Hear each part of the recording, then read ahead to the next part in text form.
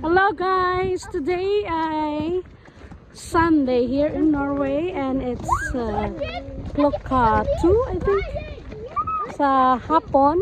So ngayon kasama ko yung mga anak ko. So we are doing walking. Hi! Sa Skogen. Naglaka kami dire sa Londa sa Vatna. Gikan mi sa amuang dapit. Sa niya nilibot taraw mi. Tayo kaya mong gilakwan pero first time na ako naglakaw-lakaw diri Sa akong mga anak, dili first time kay ingon sila galakaw-lakaw daw sila diri every Friday sa school. So it's good to know.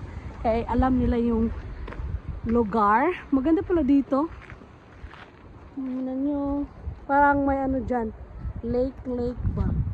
So refreshing yung lugar. Maganda maglakad-lakad. Yung parang refreshing sa utak ba? Diba?